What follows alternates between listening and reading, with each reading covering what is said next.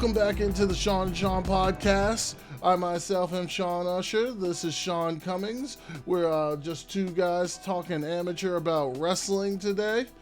Sean, how about you introduce yourself to the people? Good Lord. Good morning. It sounds like you need some more coffee today. Me, myself, I'm doing pretty good without the coffee, sticking strictly to water this morning. So, hopefully that works out well for me. But welcome back, wrestling family. We missed you. We're talking about our favorite sports entertainment that we can, the wonderful world of wrestling. And we got a lot packed in this week. It's going to be really exciting.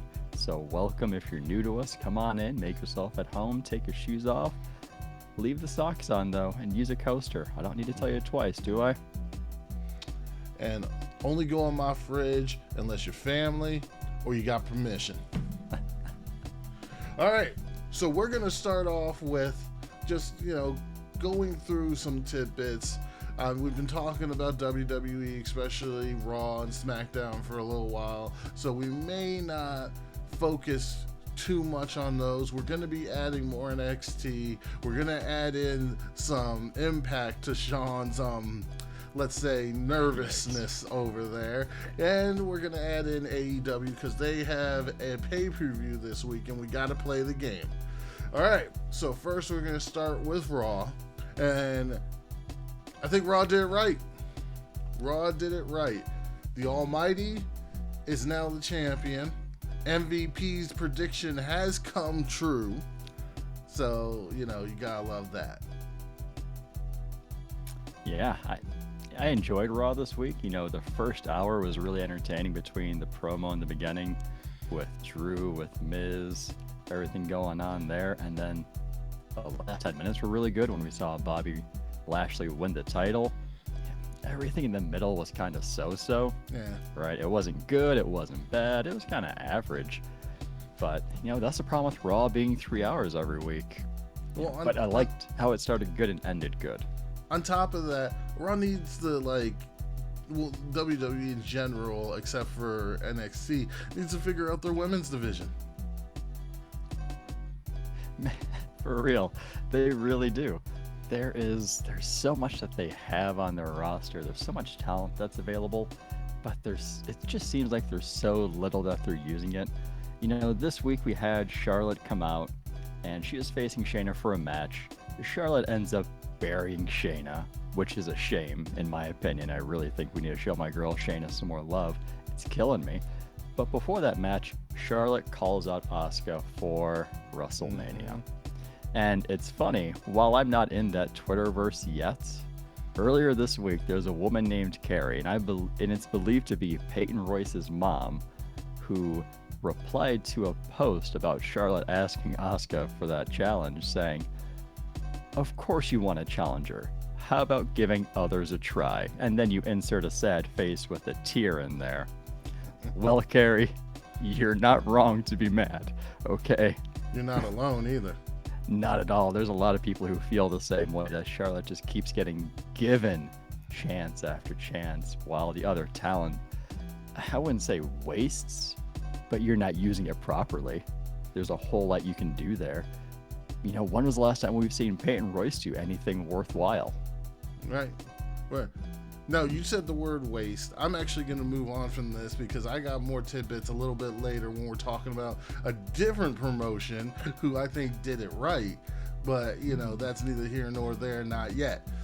What I will call a waste, and here's the thing, it has nothing to do with the match itself. The match was fantastic. But Drew McIntyre and Sheamus was such a waste to just kick off Raw.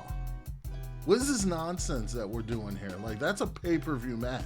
You don't just have to have title matches on pay-per-views. Yeah, I fully agree with you there.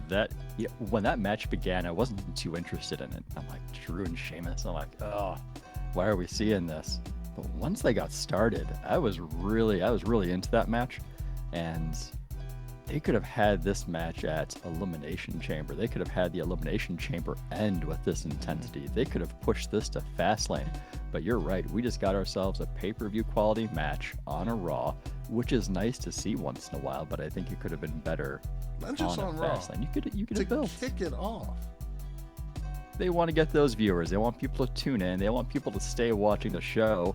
And I think I'll always come back to this. The problem is that Raw is 3 hours. And when you don't have a good product for all 3 hours, it's hard to keep your viewers engaged with it. Now, my last point on Raw is another high note for me. I'm not going to focus on any of the lows or anything like that. I want to focus on the stuff I like today.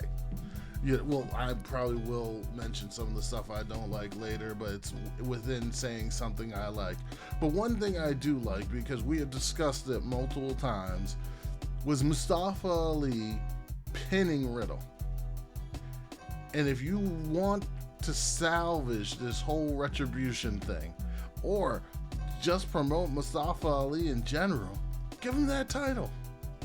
Give him, the title would mean more on Mustafa Ali than Riddle. I fully agree with you there. Fully on board. You know, honestly, when it got to that Retribution versus the Lucha Bros match, I skipped it. I don't like the setup. Just seems so weird. You know, Riddle tagging with the Lucha Brothers, and then I can't stand Retribution with what they're doing. I need to see something different. Yes. Maybe it's giving Ali that single push. I don't see Retribution lasting. I really don't. Why would they? What pay-per-view have they showed up at since they came to the main roster and they made their entrance? What pay-per-view have they been in? Other than Mustafa Ali, nothing. Yeah, exactly. If they can't make a pay-per-view in the 6-8 months, however long it's been that they've been an active faction, that's a bad sign, right? Also, you could have explained this faction without the stupid masks. You didn't need it. I'm telling you, somebody went back and they watched Fight Club and they're like, yes, what we need to do is we need to get this group that terrorizes people and we need to get this underground fighting ring going. You know, somebody's just 20 years too late in watching this, and now they want to put on TV as part of Raw, and it's failing. It is. It's killing me every week. I can't stand Retribution. Ali, I enjoy his character. He doesn't need Retribution, though. Right. Retribution needs him. Now, unless you have any more for Raw, I want to move on to Smackdown, which I don't have much for, to be honest.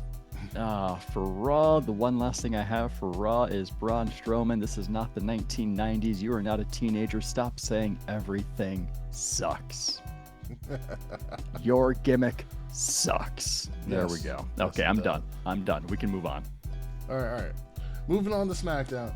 I actually don't have much for this week's SmackDown because not much happened. Let's be honest. There are matches. There are things that went on, but not much actually happened, in my opinion. You had a lot of repeat. You had a lot of nonsense, in my opinion, which it still was entertaining. But, meh. You know, I mean, your girl Shayna got taken down again, which this time she should, because it's the number one contender there. But it's just like, still, this is what we're doing with Shayna, but we're not doing with Nia. What's going on here? Why are we protecting Nia and not Shayna? Yeah. Why do we keep burying my girl? Why? She deserves so much better. She is better than this. And really, if that Raw creative team is going to continue using her that way, I wouldn't mind seeing her go back to NXT. Wouldn't mind I seeing said her in it. a different platform. Yeah, I wouldn't mind it. They're wasting Shayna. They keep burying her. She's taking the pins. She's taking the losses. For some reason, the irresistible force, Nia Jax, keeps getting put over. She keeps looking good. I just want the people out there to know that even though we haven't heard it on TV recently, I still haven't forgotten my whole thing, so I still want to keep that alive. I don't think we're done with that one. On top of that, this does not go into my hole. Hopefully, it does not go into hers. This Reginald thing. Like, seriously. So now, apparently, it looks like we've teased that Reginald's going to have a thing for Nia Jax.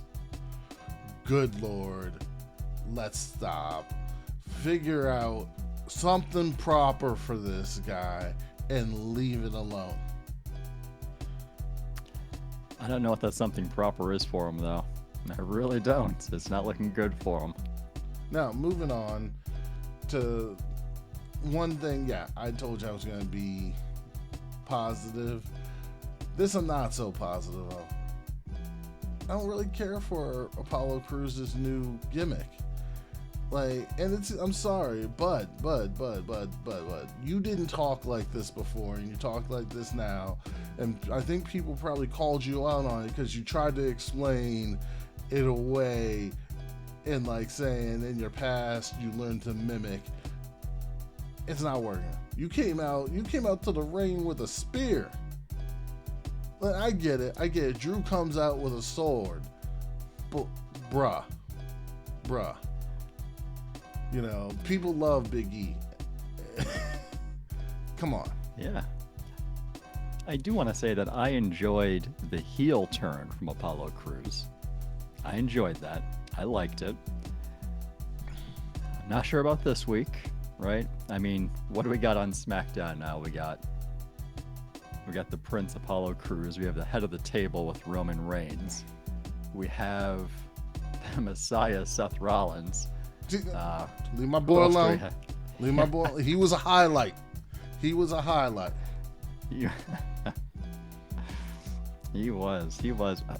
the heel turn. Let's make sure we get it right for Apollo Crews. I think this could be something that changes his career and really just takes it to the next level that it needs to go to. I like the heel turn. I really do. But the problem that I'm having is, one, so he goes heel by going back to his African roots. What? And then two, it sounds way too reminiscent of Roman Reigns. Stop copying, pasting. Now, moving on from that, let's talk about Seth. Seth is fantastic. Seth Rollins is great. He spends the whole time at commentary complaining about Cesaro, but cheering him on at the same time. This guy is ridiculous. Yeah, I enjoy Seth. I'm glad he's back. He adds a really fun dimension to SmackDown. Doesn't even have to wrestle. No, he doesn't. And that's the great thing about him. And he's one of those people who he doesn't have to win. He doesn't have to have a title. He's going to be entertaining. He's kind of like Johnny Gargano. Yes, agreed. Wherever he is, whatever that role looks like, he's going to entertain you. And both him and Johnny got that Miami Vice look. They do. It's working for them, too. I mean, I wouldn't be able to pull it off, but they can. So keep up the good work, guys. All right, and also with Cesaro, good push for Cesaro. Yes, he needs it. He deserves it. He's one of those people who I've wanted to see a singles push for because he does so well in the ring. He looks good. Give this man a push. Now, onwards to the main event.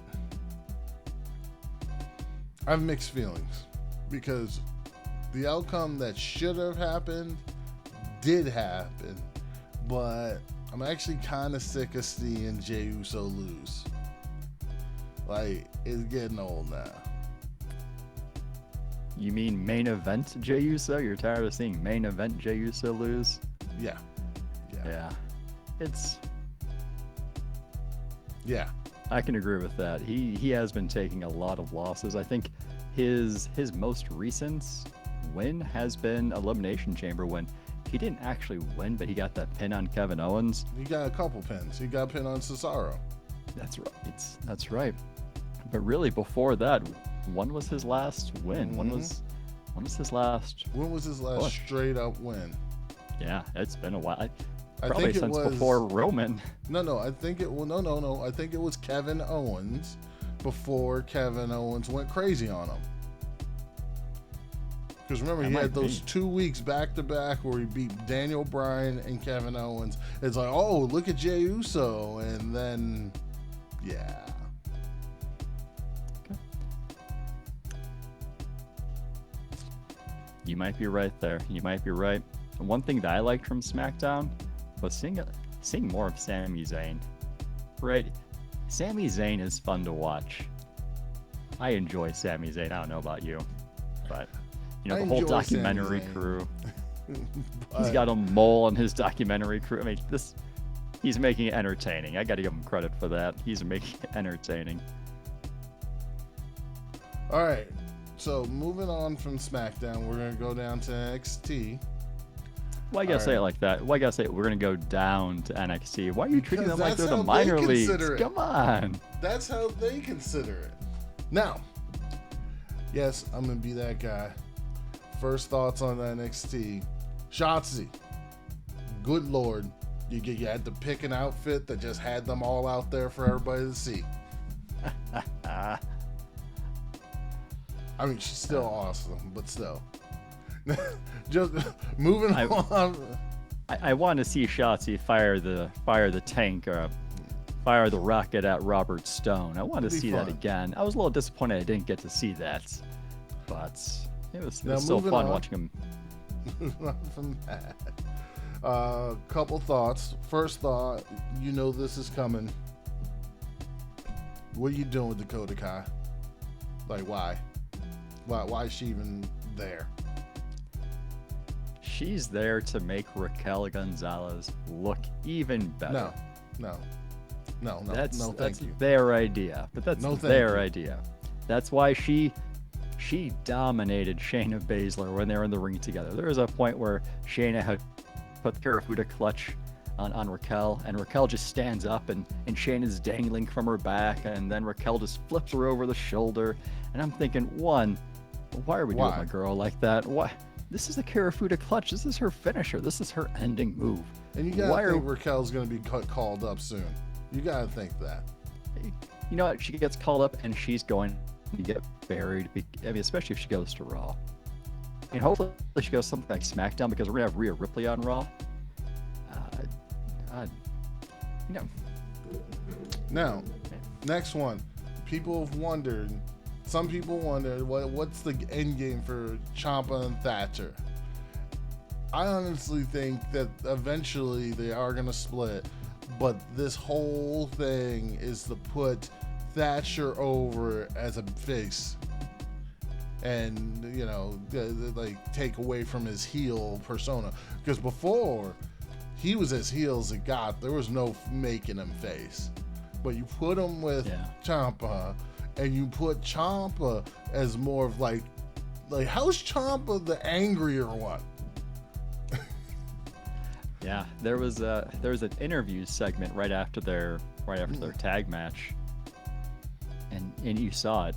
You saw how Champa was a little bit more of a heel character, and the way that Thatcher responded to the interview questions was more of that face response. Yes. So yeah, totally saw that. Wouldn't mind seeing them go head to head again. I'll take the fight pit, right? I'll take another one of those matches. Now, onward. I'm going rapid fire a little bit here. So Escobar's still the man in my opinion. I know a lot of people don't like him. I love this guy, and even though his whole crew got beat down by Karrion Kross, he still comes out. And everybody else are still regular people. They're not monsters like Karrion. So he came out, and WWE did a good job of still keeping him looking like a threat. Yeah, they do. Escobar is one of those people that I I love to hate watching. It's almost like how I felt about Owen Hart back in the day. It's Yes. like he's a heel. Yes, he's like definitely he's getting the an Owen Hart heat, type guy. but he's so good at what he does Yes. that it's like you still have to watch. It's not like Retribution where I just fast forward or put on mute and just go do something else. It's something where it's all right. I don't like the guy, and I want him to lose, and that's why I'm going to watch this just a little bit more. That's why I'm going to watch this. That's why I'm going to follow it, just so I can watch him lose. Or hope. Yeah, exactly. Well, But I got a guy that I'll talk about coming up soon, but not yet. I'm going to talk about a guy I like. Where's Karrion? What you doing with him, WWE? Where's Karrion? He was completely dominant last week, and this week he's non-existent. Normally, if somebody's that dominant, they come out and they say, I need this, or this. And he just goes on vacation? yeah, I mean, let's not forget that after Edge won the Royal Rumble, he came to NXT. He had that small face-off with Karrion Kross. And then even on Twitter, Randy Orton was talking about getting a match with him. That was all shortly after the Royal Rumble. If I had the pen, if Vince is like, here you go, Sean, write me a story. If that happened, I'm writing Karrion Kross versus Finn Balor at WrestleMania for the NXT title. Well, yeah. Kross is going to lose it because you're not going to have him carry the championship to Raw. So Kross loses the match, and then you're going to see him on Raw that next night. That's what Vince gave me the pen. But, all right, next up is the guy that I hate I hate him, but I'll watch him because I hate him. But there's some other stuff to unpack here. So, Cameron Grimes. I can't stand this dude. Kiss my grits. Ridiculous, but I just can't stand this dude. Yeah, I mean, he does everything right that Matt Riddle does wrong. I mean, what is he doing? Essentially, he's just recycling what Ted DiBiase did many, many years ago. And it's awkwardly horrible to watch because you're thinking, this is going to be embarrassing, it's going to fail, but it's entertaining. He makes it look so funny that you're right. It's like you don't want to watch it, but you're thinking, it's going to be funny. I have to keep watching this. It's going to fail miserably. I just have to see how. But at the same time, Mr. LA Knight, this is what I was wondering, how this guy was going to do his stuff. So you literally took the prison rules seriously. You found the biggest, baddest dude in the ring and picked a fight. Welcome, LA Knights. Welcome. Bronson Reed? Seriously?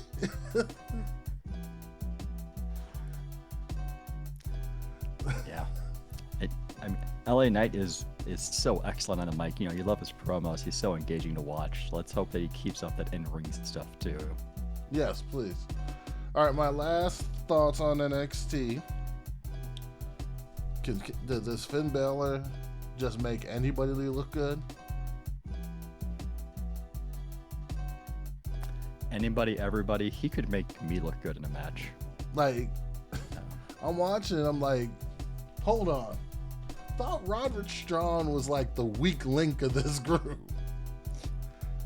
Yeah, absolutely. You're thinking Undisputed Era. You're thinking first name is Cole. And then they started giving Kyle O'Reilly more of that push.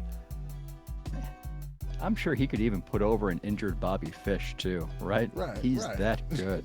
He's that good. He will build anybody up. You know, I could put my cat in the ring with him, any of my 3 cats, and he'd make my cats look good. Well, so we got a couple big matches next week on NXT.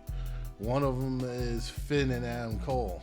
So that's some big time stuff there. We also got Io and Tony Storm, which I liked that Io did not have a match or anything like that this week. That's good booking. You don't have to do them every week. Oh yeah, but fully agree with you. I'm also hoping that Io drops the belt to Tony. I'm one of the few people who's probably not a fan of Io. Yep. Oh, Me too. Okay. Me too.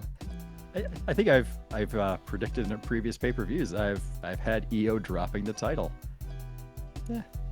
I just think it's time to see somebody new And with I that really title. like Tony Storm's attitude. Yeah, I mean, she's definitely gotten much better over the past couple of months, especially when it comes to like the promos and delivering those, like the mic skills. She's gotten so much better. Now is the time to get the title on her. Now it is. Agreed. All right. All right, so moving on from NXT. Well, before I move on from NXT real quick, William Regal's going to change the landscape of NXT. Are we thinking that's going to be a women's tag title in NXT, like their own belts? I hope not. I like the idea of the consolidated belts across all brands because then it makes NXT look like more of an even brand with the other two, Raw and SmackDown. Right.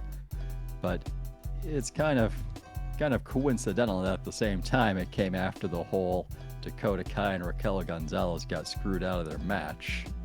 True. So I think it's going to be NXT women's tag titles. I don't want it to be, but I wouldn't mind seeing a secondary women's title. Yes, They have enough talent that there. would be nice. That would be nice, actually. Yeah, well, that's all I had. Moving on. All right, so we're gonna move on to a promotion that Sean over here knows little to nothing about. I'm still getting into it. I got rudimentary a little bit about, so I only got a couple talking points. Answer any questions Sean may have over there. So we're gonna go on to Impact. And we're trying to get brushed up. Impact has a pay-per-view coming up called Sacrifice. Oh, that's a fun name. And it's not this weekend, it's next weekend. It's March 13th. Man, I can't talk today. But they did have a show this week. Just some of the key points. So, I don't know the titles yet, so please do not knock me here. But there was a number one contender match for one of the lower tier titles, which is cool to do. It's cool when you make importance to titles that aren't the world title. And there's so these guys, Ace Austin, Chris Bay, and Black Taurus. Sean, you probably like Black Taurus. He has basically a bull's mask on with horns. And he's as strong as a bull. Now, in this match, Ace Austin won due to interference. So now, Ace Austin and Chris Bay have a singles match next week. And I don't think it's for the number one contender. It's just so they can prove who's who. Also, alright, so the women's division for Impact is a little different than other women's divisions. I don't know if you've seen them. These women are a lot bigger. These women like Dakota Kai, not Dakota Kai, sorry, Raquel Gonzalez would just be a name in a crowd with these women. So you had a match.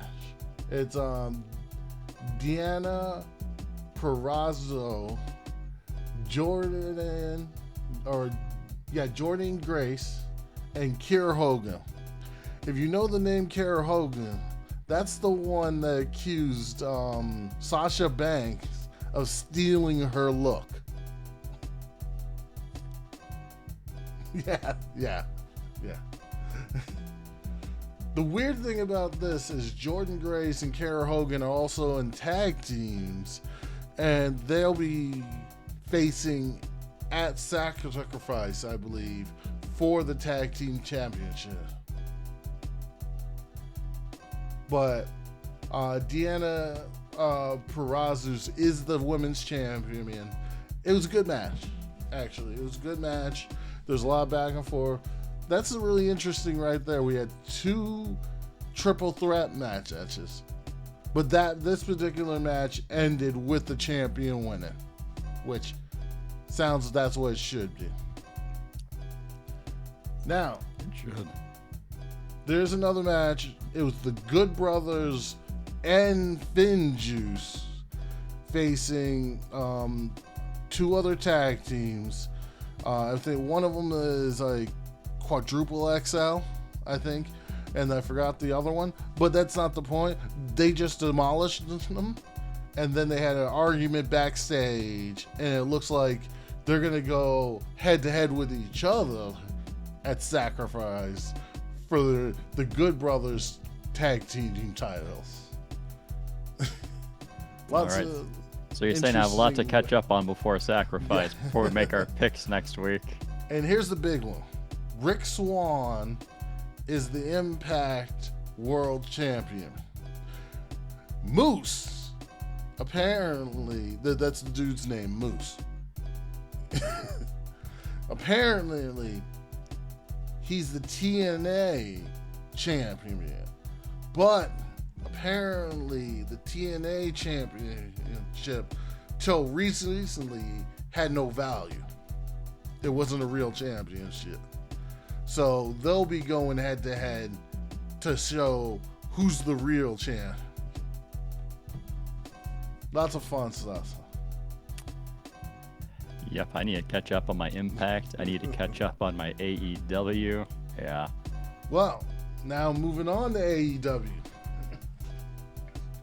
Impact, there's a lot of interesting stuff going on. I'll wait till you get a little caught up. Just wanted to get you some of the little tidbits, little highlights there. There's some good wrestling going on.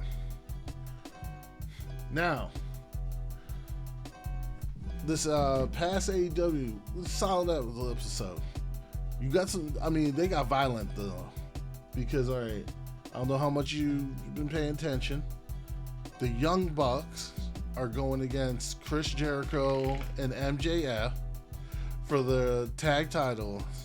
Well, this is built up because during a particular match that the Inner Circle had, Chris Jericho had kind of a confrontation with the father of the Young Bucks. Well, then the next week, Chris Jericho and MJF assaulted the Young Bucks' father.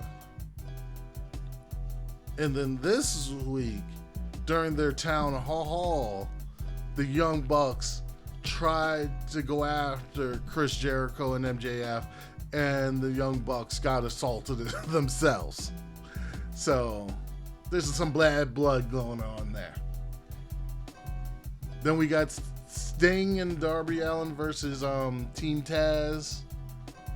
Gonna have a street fight, so that's gonna be fun. Shaq was on AEW this past week. Shaq was doing pretty well until Cody Rhodes put him through 2 tables.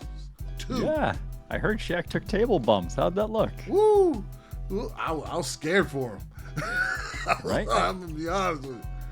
Yeah, and when you see these celebrities come into the wrestling world, you're thinking, oh, they'll like dance around, throw a punch or two. No, Shaq was doing power bombs. Like, he was taking bumps too.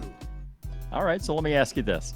Of the celebrities who've appeared in major wrestling events, you know, who's looked the best? You have Shaq in AEW, you have Bad Bunny in WWE, and back in the day, you had like David Arquette winning the WCW heavyweight title. Mike Tyson. Who...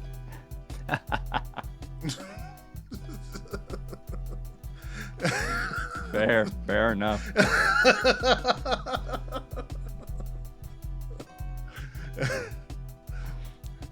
thought that was going to be hard for me. But out of basketball players, yeah, it's Shaq. It's not Dennis Rodman. Not Karl Malone. Karl Malone. What?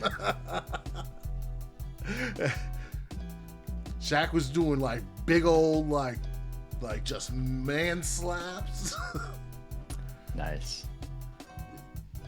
All right, next up on my AEW. So I can't pronounce her last name, so I'm just gonna put her first name. And this is where I'm gonna go back and negatively talk about the WWE.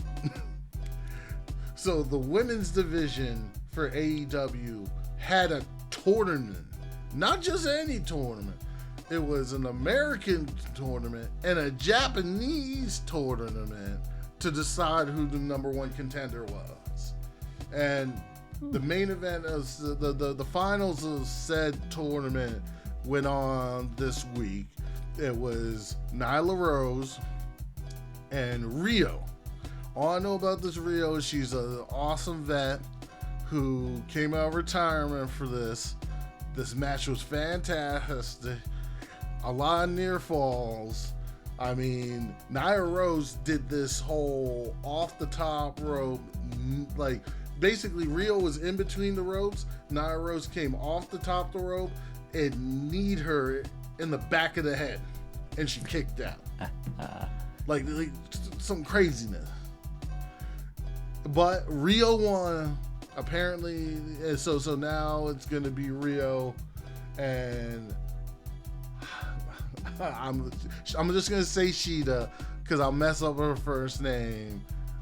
Hikiru. I think it's Hikiru. Akira. Right. And before we get to the game, let's see. So let's see. My last talking point before we get to the game, because my other talking point has to do with the game. So my last one, there was a major brawl. There's a crazy brawl because Hangman and John Silver from the Dark Order were fighting Matt Hardy and Private Property, and in the end, all of a sudden, all hell broke loose, and it looked like the whole locker room was out there fighting. It was crazy. See, that's what you like to see. When a show ends, everybody's just in the ring brawling. That's what it used to be like in the Attitude Era. If you remember those days, Right. Back in that day, it ends, everybody's in the ring. Matt Hardy's new gimmick, and here's the thing: you look at how AEW uses Matt Hardy, it makes you wonder what the hell is WWE doing with Jeff? Is Matt Hardy still like got it and Jeff doesn't? Or does WWE just like, I don't know what to do with this guy? You already know. You already know the answer to that question. WWE just has too much talent, and sometimes that's their problem. They acquire and they get all this talent. Everybody wants to sign with WWE. Big name, they pay more. It's almost like the roster gets saturated. You have so much talent that eventually you're not using everybody, or you're not using everybody properly. And then Jeff Hardy. Because right now Matt Hardy is big money Matt Hardy. And he pays people to help him out. All right. So we're going to get to the game. All right. There is a match that I am excluding from the game. Because it would be ridiculous for us to try to predict this match. Is it the Casino Tag Team Royale? Yes. All right. Well, I have enough. I have the card. I have enough to pick. Are we going to do a bonus point if we get that right? No, we're leaving that one alone. No. We're leaving that. Okay. All right. All right. The match is ridiculous. Nonsense. Yeah. Alrighty. So I mean, pay-per-view. Yeah. Not even near as nonsense as, let's say, the main event. Good Lord. Bring Japan wrestling to the U.S. Yeah. Oh, there's a lot of nonsense this weekend. All right. Yes, sir. So All let's right. start out with Young Bucks versus the Inner Circle. You got, all right, so there's 8 points you can give, 1 through 8. Who you got winning, and how many points? All right. So for this match, it's Young Bucks versus the Inner Circle, Jericho, MJF. I don't know everything about AEW, but I know enough to know that MJF is causing dissension within the Inner Circle, tearing at the fabric of it. I'm going Young Bucks, and I'm giving them 4 because I'd like to see the team that I want to see win that tag royale, Death Triangle. I'd like to see them go after the Young Bucks. Just throwing it out there. Just throwing my pick out there. It doesn't count for anything. All right. Death Triangle for the tag team royale. But I got the Young Bucks retaining in this tag match. I also have the Young Bucks retaining, but I'm only giving it a 2. I am not confident with this whatsoever. MJF is hot, and I can see them pushing something real hard here.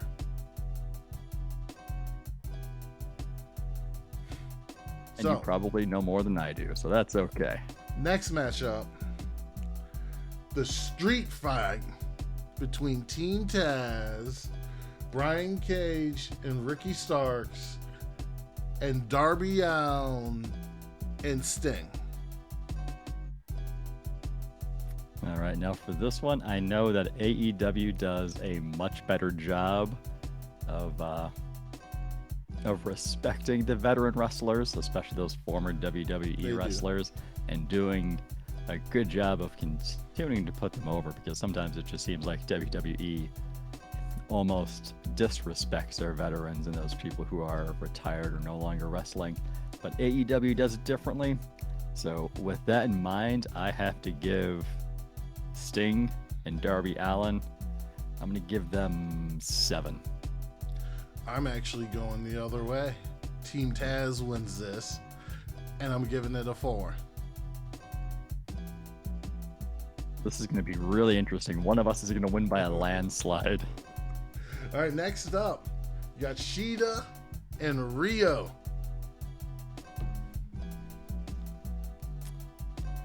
It sounds like Rio just came out of retirement, made a good push, but this one I have Akira Shida retaining for 2. I've got Shida. I'm giving her a 5. She's been the most dominant champion that they've had, and I know it's been a year, but she's dope. She's dope. I don't think they're ready to have her give it up just yet to somebody who almost nobody knows.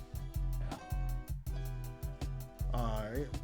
Next up, we got Hangman Adam Page and Big Money Matt Hardy for basically checks. Yeah. They're fighting for their earnings of the first quarter of the year. And it's all their earnings, licensing and checks. Yeah, so the winner is going to get the entire first quarter earnings from the loser. So they've been pushing Adam Hangman Page for months, and eventually I want to see him go against Kenny Omega for the title. So for this one, I have to go with Hangman, and I'm giving him a 6. I'm going with Hangman also.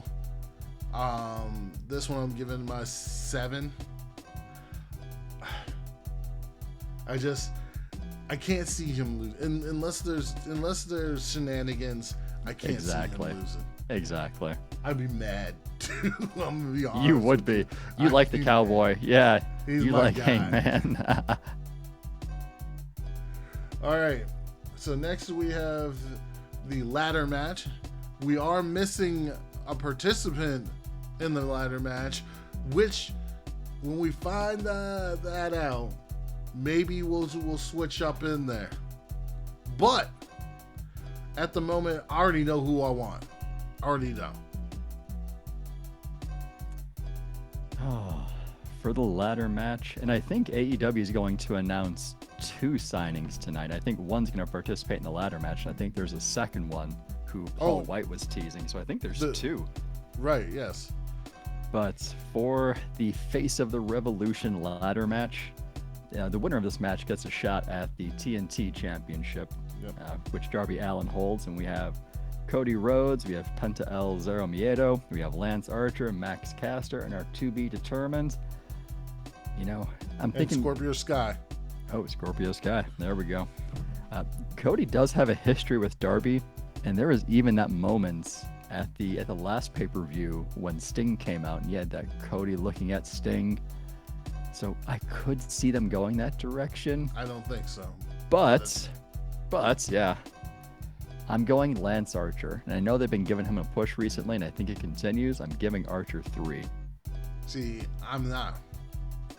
So Lance Archer was taken to the break by someone else. Well, first I would like to state Scorpio Sky is a nice dark horse for this.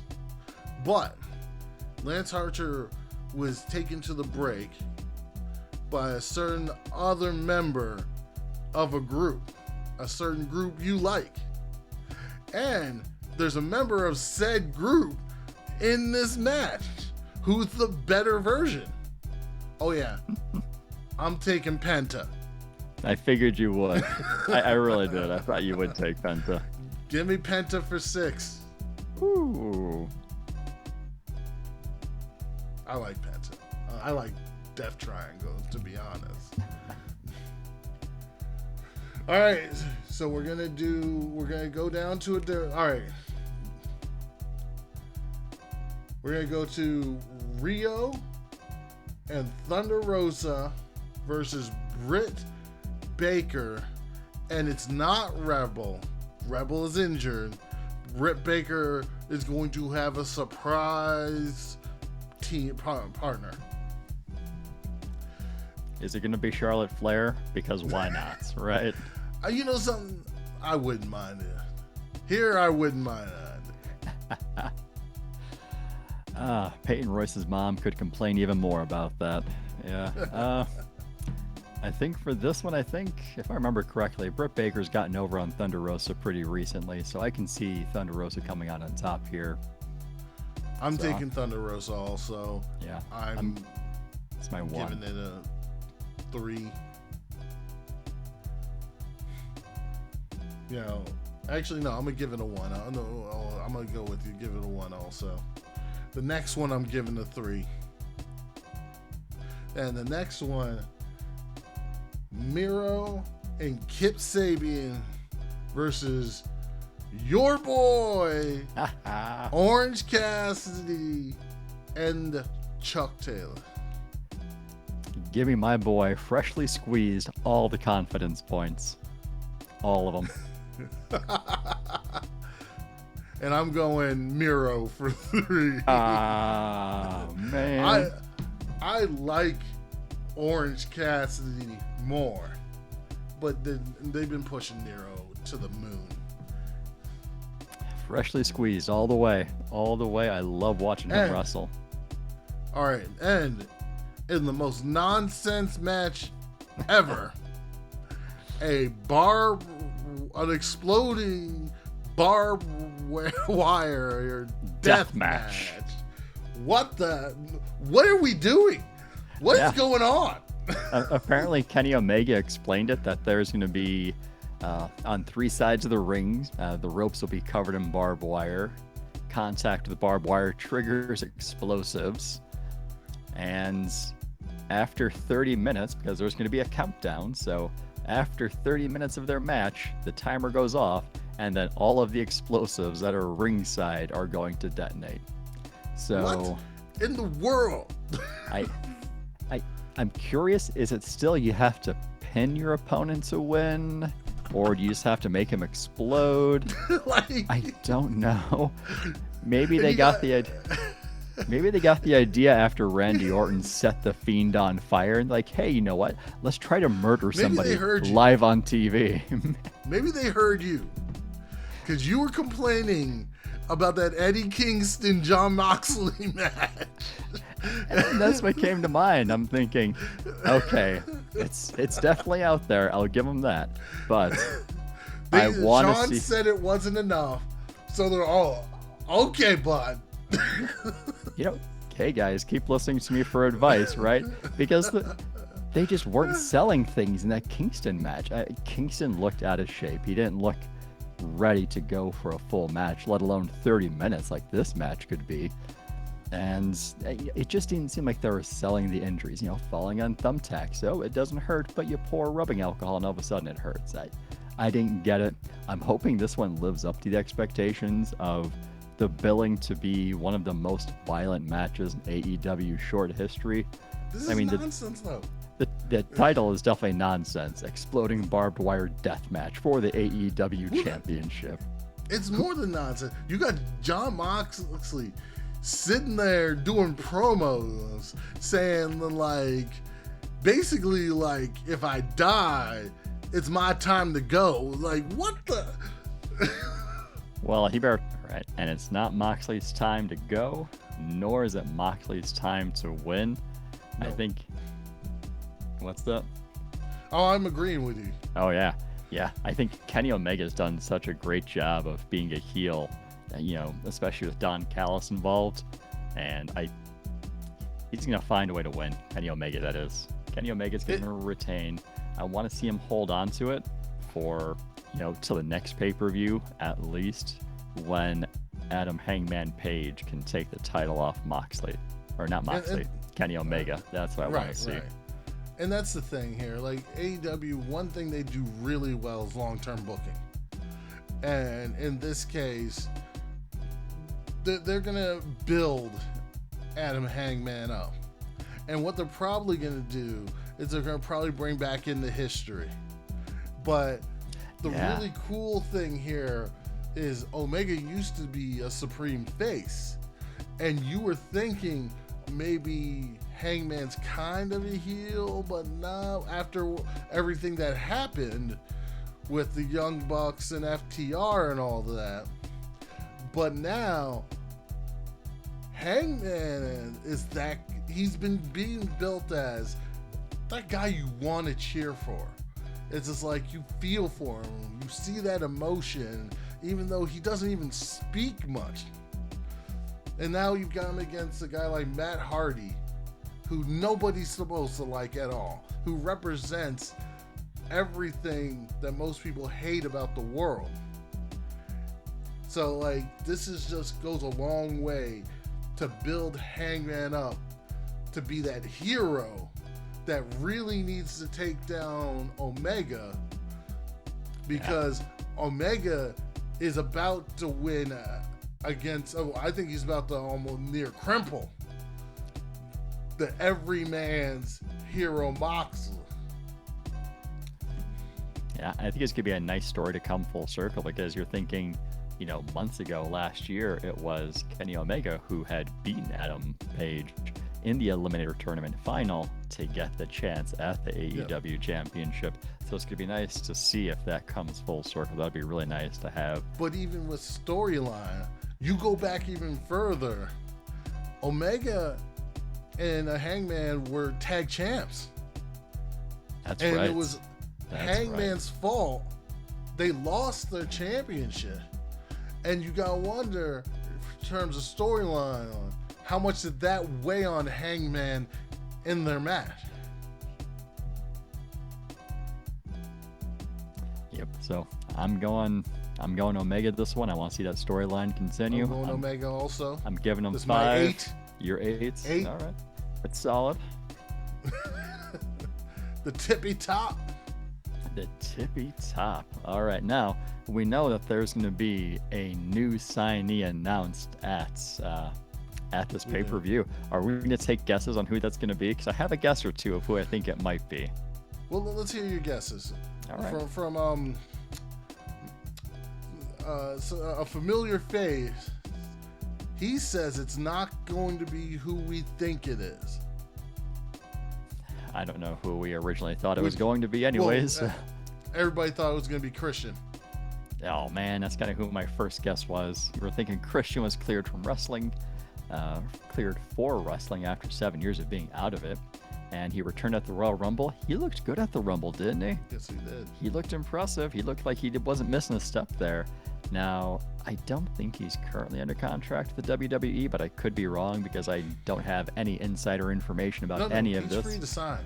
Ah, perfect. And, I'm surprised that WWE didn't bring him back for even the smallest of parts on Raw or SmackDown after his Royal Rumble appearance. I was really surprised by that. So my initial thought is, Paul White said this person is Hall of Fame worthy. Christian isn't in the Hall of Fame. Exactly. Now, Christian's not in the Hall of Fame. And he's also friends with the Big Show, Paul White. I don't know if he probably can't use a Big Show now that he's in AEW. He's Paul White now, back to the original.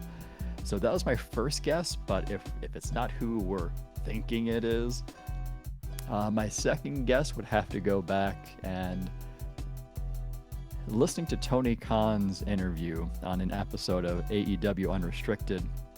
He was confirming Paul White's story, saying it's true that there's going to be a big star signed with AEW. He's coming here, and it's absolutely true what Paul said, and later continues to say, I can confirm what Paul said is true. And maybe I'm reading too much into this, but I'm thinking of the word true. Right, that true stands out for me because he used it several times.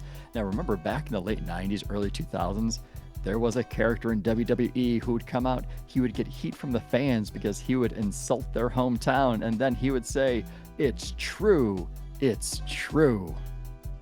So maybe Tony Khan is purposely dropping clues in there for us to kind of read between the lines or maybe dig a little deeper.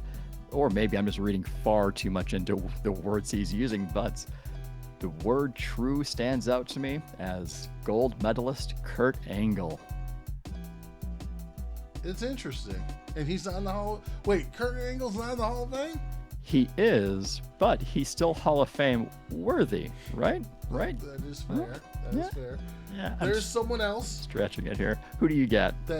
There's someone else who's been teased for WWE for a while. But I don't think this person would ever go back to WWE.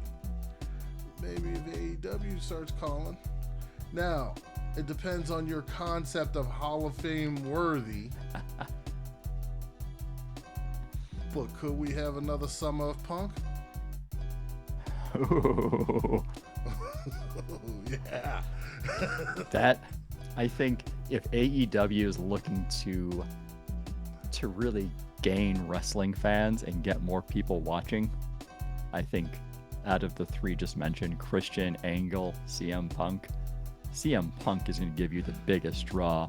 Now, what's unfortunate for AEW, if that comes true, is they will no longer be fighting with NXT on Wednesday nights because I believe NXT is going to move to Tuesdays with the whole contract with USA and what they want to put on Wednesday nights. I think it's hockey instead they're going to try. So, let's be honest. They get Punk. Is it a fight? If it were NXT versus AEW and AEW with Punk, I really think AEW is going to win every week. People are going to tune in because what are they... it's almost like WWE was handcuffing CM Punk, right? He was still able to do and say whatever he wanted to, but you felt like there were some limitations there. How much better could his character have been if it were in the AEW where it wasn't as scripted of an environment as WWE is, if he had that freedom to do what like he Moxley. wanted? Exactly. Or even Aaron Orange Cassidy. Have you heard this man talk? A little bit, yeah. Like I've not heard him talk once on AEW. Not once. WWE, Vince would lose his mind. Yeah, if it were CM Punk, I think I would start watching AEW more frequently and regularly if it were CM Punk. Yeah, I'll give you that. I just threw it out there, I like it. I'm curious what our listeners think. I'm curious what our followers are thinking. Who do you think is going to be that big AEW signee? Will it be Christian, or is that too obvious of a choice? Is it Angle, or am I reading too much into the words Tony Khan's using? Are we going to see the Summer of Punk? What are we getting? What do you guys think? Revolution. Hey, maybe this is a really appropriate title for the pay-per-view. And maybe, think about it this way, maybe WWE had information that it could have been Punk. And maybe they thought, man, if they get Punk, we're really going to lose Wednesday nights. So maybe we have to move Tuesday nights to be proactive in this measure. Hey, the more we're talking about this, the more I'm liking the idea of CM Punk. I want you to be right in this scenario. Not many times I want you to be correct, but this is one of those times. All right, well, we're nearing the end here. We do want to tease a segment for next week. We're going to be starting our top 10 most devastating moves of the week. Not top 5. Top 5, not top 10.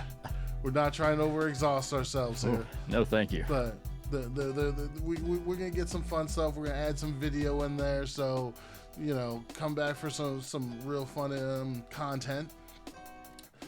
Till then, give the people your words of wisdom, Mr. Sean. All right, words of wisdom are going to be, it is the middle of March, or actually it's the beginning of March. Man, taxes need to be filed April 15th. Keep that in mind. Now, Adam Hangman Page, when you win Matt Hardy's first quarter earnings, you don't have to file that in your 2020 taxes. That's 2021's income. You got a whole nother year to worry about that. But for everybody else, file your taxes. Don't get in trouble with the IRS. Don't stare in the sun, even when they're wearing sunglasses. Just saying. Well, what if you have that box where you cut the hole in, like in science class back in the day? Like, you can put the hole in the box and you can look at the sun. No.